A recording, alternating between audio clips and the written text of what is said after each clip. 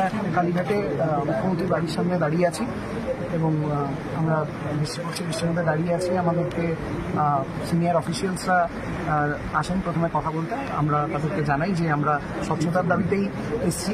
Chief secretary sir আসেন, আমরা জানাই যে স্বচ্ছতার দাবিতে আমরা এখানে এসেছি এবং আমরা লাইভ স্ট্রিমিং চাইছি। ওনারা বলেন যে এটা যেহেতু মুখ্যমন্ত্রীর বাড়ি, তাই লাইভ স্ট্রিমিং করা এখান থেকে সম্ভব নয়।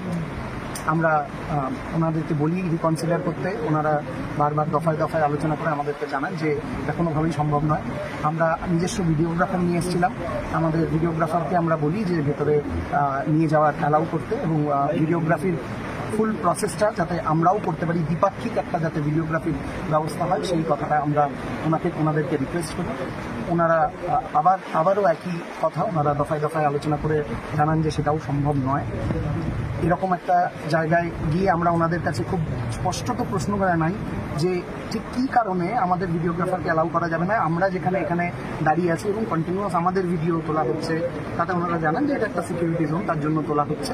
আমরা সে কথাও মেনে নিয়ে তাদেরকে জানাই যে তাহলে তাদের যে ভিডিও ওনারা তুলবেন বলছেন, সেই ভিডিওর সমস্ত ভিডিওগ্রাফি প্রসেসের সাথে আমাদের যাতে একজন প্রতিনিধি থাকে, যাতে কোনো রকম কোনো টেকনিক্যাল সমস্যা হলে সে যাতে ব্যাপারটা দেখতে পারে এবং তারপর পুরো মিটিংয়ের শেষে যেন পুরো ভিডিওটি আমাদেরকে হ্যান্ডওভার করা হয়। আমরা এর কারণ খুবই ওনাদেরকে নম্রভাবে এটা জানাই যে এর কারণ আমাদের প্রতি মুখ্যমন্ত্রীর অবিশ্বাসের কোনো ব্যাপার নেই বা সাধারণ মানুষের প্রতি মুখ্যমন্ত্রীর কোনো অবিশ্বাসের ব্যাপার নেই। এটা আমাদের প্রতি আমাদের যে ডক্টরি মাস, যারা ডাক্তারি জনতা যারা এখন এই মুহূর্তে স্বাস্থ্য ভবনের সামনে রাস্তায় বসে আছে, তাদের কাছে জবাব দেওয়ার জন্য যে আমরা কি কথা বলেছি, এই উত্তরটি অত্যন্ত প্রয়োজন। কিন্তু অত্যন্ত দুঃখের সঙ্গে আমরা দেখছি যে এখনো আমরা অপেক্ষা করছি